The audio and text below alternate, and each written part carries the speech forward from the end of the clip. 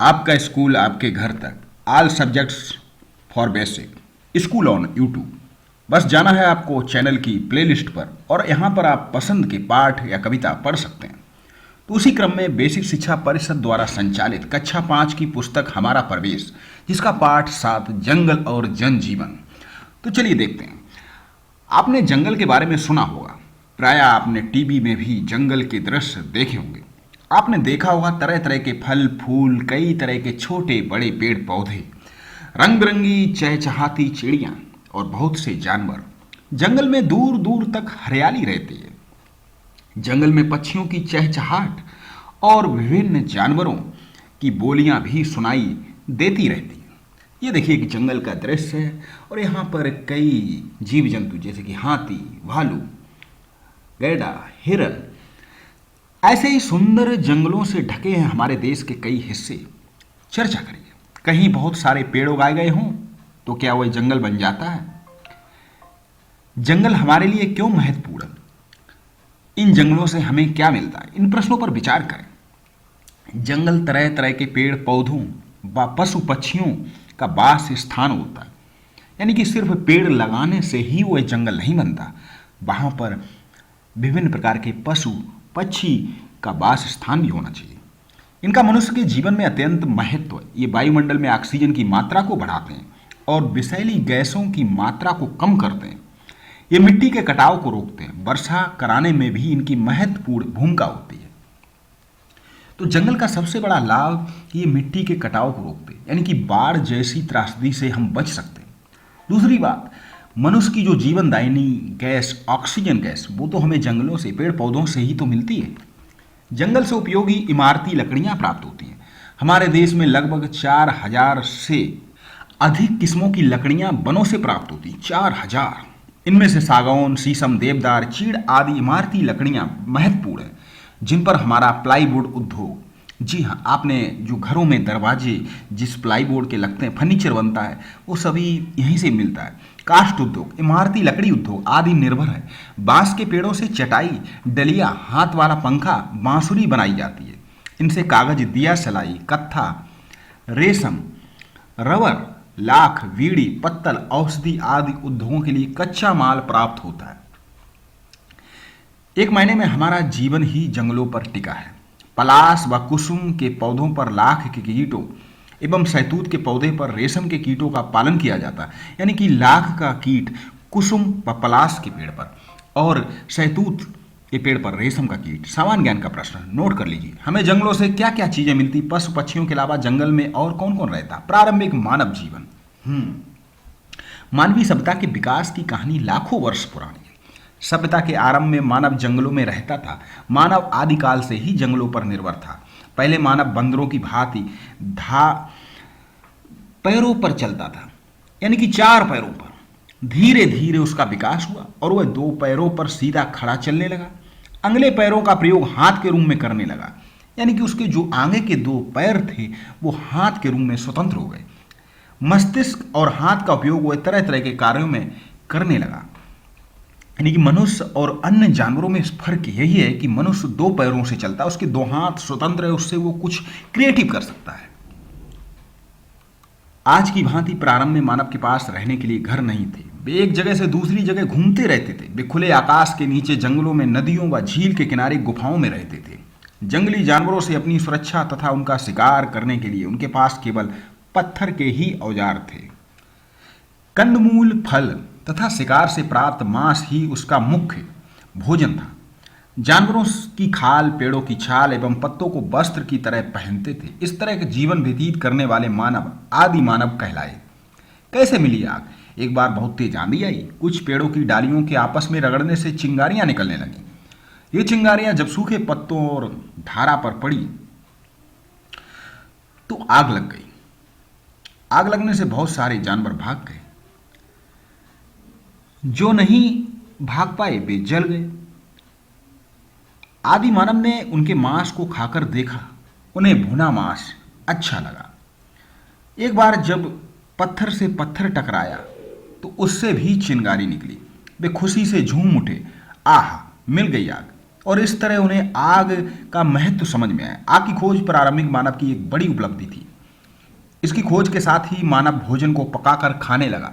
आग का उपयोग उसने अपने शरीर को गर्म रखने और जंगली जानवरों से रक्षा करने के लिए किया। यानी आग का जो महत्वपूर्ण उपयोग था वो तीन थे। एक तो अपने शरीर को गर्म रखना, क्योंकि उसके पास उसमें उतने कपड़े नहीं थे।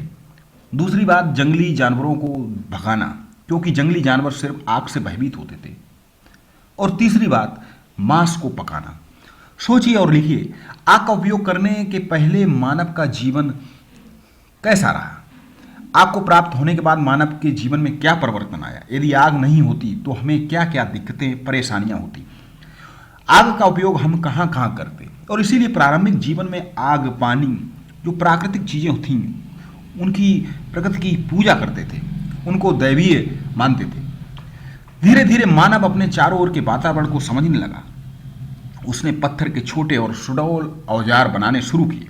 पत्थर के अतिरिक्त जानवरों की हड्डियां एवं सींग से भी औजार बनाए।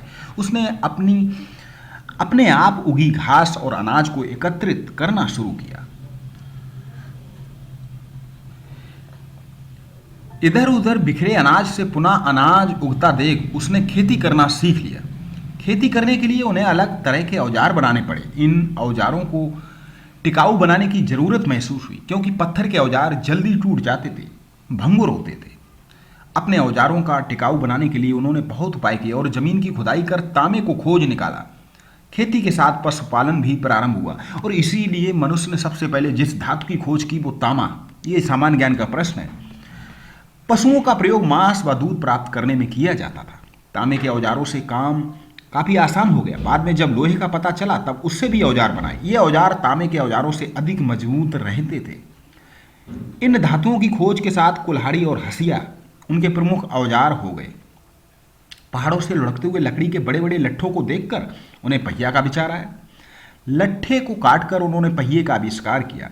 इसका प्रयोग मिट्टी के बर्तन बनाने में तथा सामान ढोने में किया जाने लगा। तो चाक का आविष्कार, यानी कि मनुष्य की ये सबसे बड़ी खोज थी। आग की खोज, पहिए की खोज। कुल्हाड़ी और हंसिया से क्या क्या किया जा सकता? पहिए का उपयोग प्रारंभिक मानव ने किन कार्यों के लिए किया होगा? आपने अपने आसपास पहिए का उपयोग होते कहीं देखा है? जी हाँ, सभी वाहनों में जो पहिया लगता है, अगर सोचें तो इसकी खोज प्रारंभिक जीवन में मनुष्य ने पेड़ के तने को काट कर की थी। जंगल और आदिवासी, क्या आपको पता है कि आज भी हमारी जनसंख्या का एक छोटा हिस्सा जंगलों में निवास करता है? इन्हें हम आदिवासी कहते हैं। ये हमारे देश के विभिन्न राज्यों में पाए जाने वाले जंगलों में निवास करते हैं। आदिवासियों का जीवन पूरी तरह जंगल पर निर्भर होता है। अपनी दैनिक आवश्यकताओं की पूर्ति में जंगल से मिलने वाले विभिन्न उत्पादों के द्वारा करते हैं। जंगल से प्राप्त कच्चे पदार्थों से ये डलिया, चटाई, ढोल, बांसुरी, टोकरी, पत्तल, बर्तन, जड़ी बूटियों से औषधि आदि बनाकर स्थानीय बाजार में बेचते हैं और अपना जीविकोपार्जन करते हैं। ये जंगल के रखवाले होते हैं। ये जंगल को काटते नहीं हैं, जितनी जरूरत होती उतना ही जंगल से लेते हैं। आदिवासियों की जिंदगी जंगलों से ही जुड़ी होती है। अगर जंगल नहीं बचेंगे तो ये भी नहीं बचेंगे। इसे भी जाने, जंगल अधिकार कानून 2007, सामान्य ज्ञान का प्रश्न, इसे आप लिख लीजिए। ये कानून आदिवासियों को जंगल पर उनका हक दिलाता है। इसके अनुसार जो लोग कम से कम 25 साल से जंगल में रह रहे हैं, उनका वहाँ के जंगल और वहाँ पैदा होने वाली चीज़ों पर हक है। उन्हें जंगल से हटाया नहीं जाएगा। जंगल बचाने का काम भी उनकी ग्राम सभा करेगी। चर्चा करिए, अगर जंगल नहीं बचेंगे तो आदिवासी नहीं बचेंगे। ऐसा क्यों? यदि ये जंगल नष्ट हो जाए तो हमारे जीवन पर क्या प्रभाव पड़ेगा? बहुत बड़ा कुप्रभाव पड़ेगा। आदिवासियों के लिए जंगल ही सब कुछ है। विकास के लिए बहुत सी योजनाएं चलाई जाती हैं। कहीं बांध बनाए जाते हैं तो कहीं फैक्ट्री। इन योजनाओं के कारण जंगल काटे जाते हैं। जंगल के कटने से आदिवासियों के जीवन पर प्रतिकूल प्रभाव पड़ता है। वे अपनी घर, संस्कृति, कला, परंपरा आदि से दूर हो जाते हैं। आदिवासी ही नहीं बल्कि गांव, कस्बों और शहरों में रहने वाले लोगों का जीवन भी जंगलों के कटने से प्रभावित होता है। हमें पर्याप्त मात्रा में शुद्ध हवा नहीं मिल पा रही है। वर्षा में कमी के कारण फसलों का उत्पादन प्रभावित हुआ है। तो जंगलों को हमें बचाना है। हमें अपना विकास भी करना है। उसके साथ साथ अगर हम पेड़ों को काटते हैं तो उससे कई ज़्यादा हमें पेड़ लगाने चाहिए। पता कीजिए कि आपके पास कोई ऐसा काम चल रहा है जिसके कारण वहाँ के पेड़ काटे जा रहे हैं। अक्सर कर जब सड़कें चौड़ी होती हैं तो पेड़ काटे जाते हैं। इसकी वजह से वहाँ के वातावरण पर क्या प्रभाव पड़ रहा है? पेड़ पौधों की संख्या बढ़ाने के लिए हम क्या क्या प्रयास कर सकते हैं? हमारे देश में पहले लोग जंगल और बाग बगीचों से प्यार करते थे। किसान अपनी खेती के आधे भाग में पेड़ जरूर लगाते थे, पर अब लोग पेड़ लगाना भूलते जा रहे हैं। हमें अधिक से अधिक पेड़ लगाने चाहिए और उनकी देखभाल करनी चाहिए। यदि विकास कार्यों के लिए किसी विशेष स्थान से वृक्ष काटे जाएं तो विकल्प के रूप में अन्य स्थानों को चयनित कर उनमें अधिक से अधिक पेड़ लगाने चाहिए, क्योंकि अगर पेड़ नहीं बचेंगे तो हमारा ये विकास भी हमारे किसी काम का नहीं। वनों का बचाव। सरकार ने वनों की रक्षा के लिए सामाजिक वानिकी नाम की योजना शुरू की है। उसने कानून बनाकर वनों की कटाई पर रोक लगा दी है। पहाड़ी इलाकों में लोगों पे चिपको आंदोलन चलाकर पेड़ों की कटाई रोकने की कोशिश की। इस आंदोलन की शुरुआत श्री सुंदरलाल बहुगुणा जी ने की थी। सामान्य ज्ञान का प्रश्न। इस आंदोलन में लोगों ने पेड़ों से चिपक कर उसको काटने का विरोध किया। चिपको आंदोलन का एक नारा है, लकड़ी पानी और बयार, ये हैं जंगल के उपकार। आप इन्हें लिख लीजिए। लकड़ी पानी और बयार, ये हैं जंगल के उपकार। वनों को बचाने के लिए श्री के.एम. मुंशी द्वारा सन 1950 में वन महोत्सव की शुरुआत की गई। इस महोत्सव में पेड़ लगाने का कार्य किया जा सकता। प्रश्न 1950 में के.एम. मुंशी वन महोत्सव की शुरुआत। पहाड़ी इलाके गढ़वाल में लड़के लड़कियों की शादी के अवसर पर पेड़ लगाने की प्रथा शुरू की गई, जिसे मैती आंदोलन कहते हैं। इसमें विवाह के बाद ससुराल आने पर लड़की मायके की याद में एक पौधा लगाती और उसकी देखभाल करती। इसे मैती वृक्ष कहते हैं। बहुत सुंदर। चलिए, पाठ को आप दोबारा फिर से सुनेंगे, पढ़ेंगे, उसके बाद इन अभ्यास प्रश्नों को करेंगे। वीडियो को पॉज कर इन प्रश्नों को लिख लें, उसके बाद इनके उत्तर लिखकर आप अपने शिक्षक से जांच कराएं। दिए गए शब्दों की सहायता रिक्त स्थान भरिए। ऑक्सीजन, लाखों, पत्थर, जंगल आदि मानव। प्रारंभिक मानव पत्थर के औजार बनाते थे। जंगल वायुमंडल में ऑक्सीजन की मात्रा को बढ़ाते हैं। मानव विकास की कहानी लाखों वर्ष पुरानी है। आदिवासियों का जीवन जंगल पर निर्भर होता है। आग की खोज आदि मानव ने की थी। आप इन प्रश्नों को हमारे व्हाट्सएप नंबर 9984381393 पर भी भेज सकते हैं। आप जांच करा सकते हैं, हम आपका सहयोग करेंगे। तुलना करें जीवन शैली आदि मानव आज का मानव। रहने का स्थान, खान पान, रहन सहन। चिपको आंदोलन क्या था, ये किसने प्रारंभ किया। आदिवासी अपना जीविकोपार्जन कैसे करते हैं, जंगल से जुड़े होते हैं। चिपको आंदोलन पेड़ों को कटने से बचाने के लिए चिपको आंदोलन चलाया गया। मिट्टी के बर्तन बनाने में आग और पहिए की उपयोगिता। जी, आग पहिए से चाक बनाया गया, उससे मिट्टी के बर्तन बनाए गए, आग से उनको पकाया गया। चर्चा करें।